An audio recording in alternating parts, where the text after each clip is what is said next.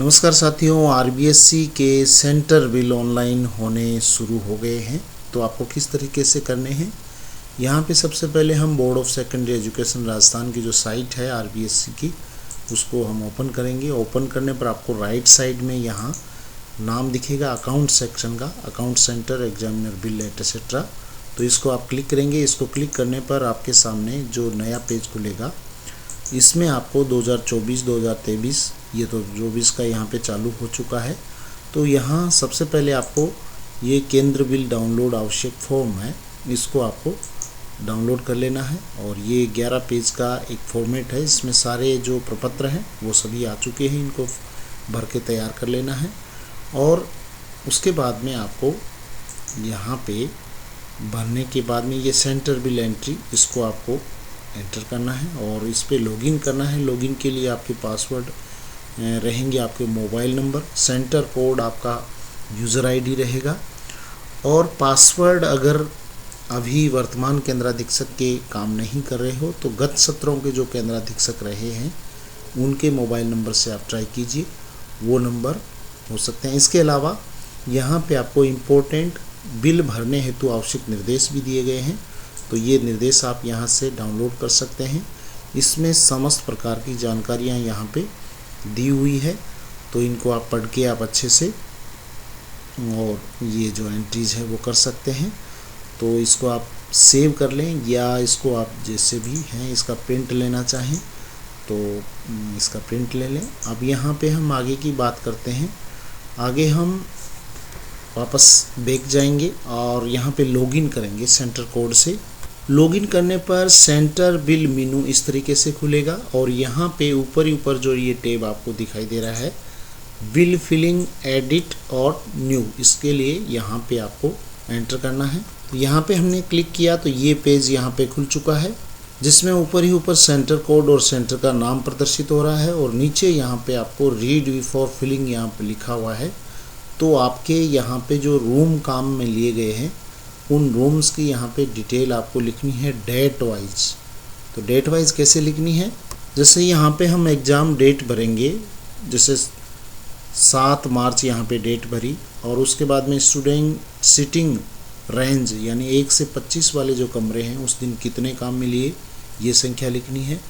और उसके बाद में 26 से 50 वाले सिटिंग कैपेसिटी वाले कितने कमरे काम में लिए, 51 से 75 वाले कितने काम में लिए, 76 से 100 वाले कितने काम में लिए। इस तरीके से हम उस दिन की डिटेल भरेंगे और उस दिन की डिटेल भरने के बाद नेक्स्ट डे लेंगे तो हमारे सामने यहाँ नीचे डिटेल आ जाएगी कि जैसे यहाँ पे हम देख पा रहे हैं कि 7 मार्च को यहाँ पे 7 रूम काम में लिए गए हैं 1 से 25 की कैपेसिटी वाले। तो यहाँ पे ये 7 ये 6 दिनों के जो एग्ज़ाम्स हैं यहाँ एंट्री ये हो चुकी है। अब यहाँ पे हम देखेंगे कि ये क्रिएट फॉर्म यहाँ जो ऑप्शन आ चुका है, इस क्रिएट फॉर्म पे हम जाएंगे तो 6 नंबर फॉर्म है वो क्रिएट हो जाएगा। तो हम क्रिएट करते हैं इसको। तो क्रिएट कैसे होगा देखिए, इस पे क्लिक करेंगे तो इस तरीके से यहाँ पे ये पेज है वो क्रिएट फॉर्म 6 क्रिएट हो चुका है, जिसमें डेट वाइज विक्षक यहाँ जैसे 42, टोटल इन्विजिलेटर, टोटल सुपरवाइज़र 12 और टोटल रिजर्व 6, टोटल यहाँ पे 60 आ चुके हैं। इसका प्रिंट लेके और इसको आपको साथ में अपलोड भी करना है सिग्नेचर करके CS के। और उसके बाद में देखिए आपके पास यहाँ पे ऑप्शन आ चुका है नेक्स्ट पेज का। ये नेक्स्ट पेज का आपके पास अब ऑप्शन आ चुका है क्योंकि आपका फॉर्म 6 है वो क्रिएट हो चुका है। तो नेक्स्ट पेज पे जाएंगे हम। नेक्स्ट पेज पे जाने पर यहाँ पे वापस इन्विजिलेटर फॉर्म में 6 में कितने इन्विजिलेटर है वो यहाँ पे 60 प्रदर्शित हो रहे हैं और इन्विजिलेटर फॉर्म 2 में 0 प्रदर्शित हो रहे हैं। तो यहाँ हमें क्या करना होगा, ये जो 60 है यहाँ पे ये जो संख्या 60 है तो इसके अकॉर्डिंग ये फॉर्म 2 में 60 आना चाहिए। तो इसके लिए हमें क्या करना होगा, इसके लिए हमें नीचे स्क्रॉल डाउन करना है। उससे पहले यहाँ पे आपको नेम देखिए, यहाँ पे CS का नेम भर के कितने duty number of duty days यहाँ पे भरेंगे और इसको सेव करेंगे। इसी तरीके से ACS का भरेंगे ACS कौन है उनका नाम भरेंगे, नंबर ऑफ ड्यूटी डेज भरेंगे। ACS के बाद में इन्विजिलेटर का भी आपको 1 बाय 1 एक एक का नाम लिखते हुए आपको कितनी ड्यूटी इन्विजिलेटर के रूप में की है उन्होंने, कितनी ड्यूटी है वो रिजर्व के रूप में की है, कितनी ड्यूटी है वो सुपरवाइज़र के रूप में की है, मिनिस्ट्रियल में आपने आपके यहाँ किसने ड्यूटी की है उनका नाम लिखना है और डेज लिखने हैं। क्लास 4th के लिए आप लिखेंगे जिनका भी नाम जिन्होंने यहाँ पे ड्यूटी की है। रिजर्व में प्रत्येक दिन जितने रहे हैं वो यहाँ पे नाम आएंगे और सुपरवाइज़र की भी ड्यूटी प्रत्येक एम्प्लॉय ने कितनी की है वो यहाँ पे आएगा और नीचे आपके लिस्ट हो जाएगी। इसको ड्रॉप डाउन करेंगे तो मैंने यहाँ पे सारी एंट्रीज कर दी है और यहाँ पे फॉर्म 6 और फॉर्म 2 की जो संख्या है वो यहाँ पे बराबर आनी चाहिए, तभी आपका फॉर्म 2 है वो सही होगा।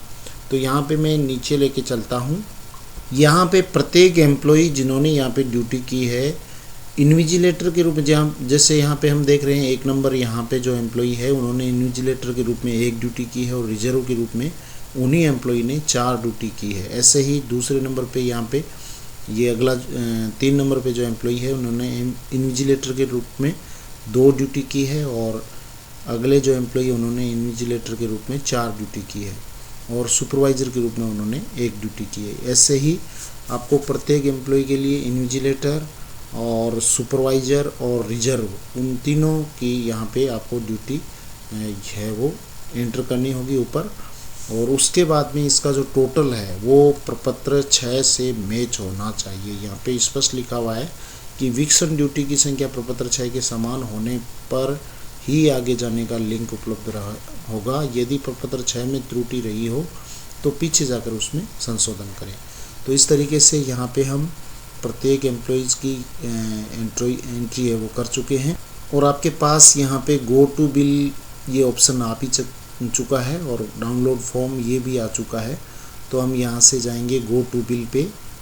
गो टू बिल पे जाते ही यहाँ पे आपसे ये डॉक्यूमेंट अपलोड करवाए जा रहे हैं। इनकी साइज़ है वो मैक्सिमम 20 MB होनी चाहिए। तो यहाँ पे हम वो डॉक्यूमेंट यहाँ पे अपलोड कर देते हैं बिल सहित और अपलोड पे आएंगे तो ये यहाँ पे अपलोड सक्सेसफुली मैसेज आ चुका है और इस यहाँ फिर नेक्स्ट पेज यहाँ पे आ चुका है। इसको हम नेक्स्ट पेज पे करेंगे।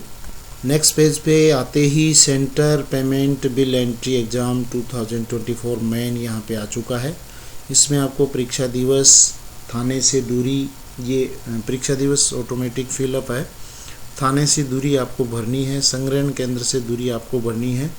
उसके बाद में IFSC कोड, अकाउंट नंबर जिस खाते में ये पेमेंट लेना है और बैंक पासबुक के अनुसार संस्था का नाम भरना है। भुगतान इसी नाम से किया जाएगा और उसके बाद में ईमेल ID यहाँ पे एंटर करना है।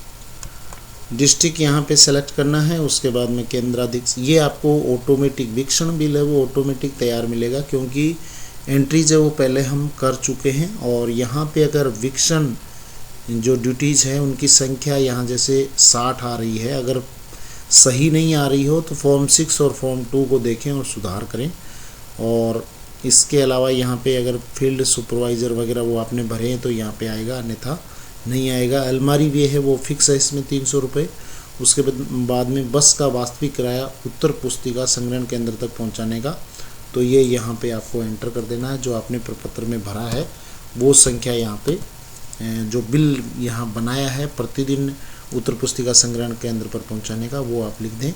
रिक्त उत्तर पुस्तिका को लाने का ये वे भी आप यहाँ पे भर दें और प्रश्न पत्रों को जिला शिक्षा अधिकारी का केंद्र पर लाने का TA है वो यहाँ पे आप TA बिल के अनुसार जो राशि है वो यहाँ पे भर दें। और उसके बाद में अनुचित साधनों संबंधी प्रलेखों की फोटोस्टेट पर भी अगर ऐसा प्रकरण हो तो इसमें आप लिख सकते हैं। और प्रश्न पत्रों को थाने से लाने का व्यय है वो प्रति दिवस 150 रुपये की दर से भर दें। और फुटकर वे में 9 रुपये प्रति जो स्टूडेंट है, परीक्षार्थी है, यहाँ पे आप भर दें।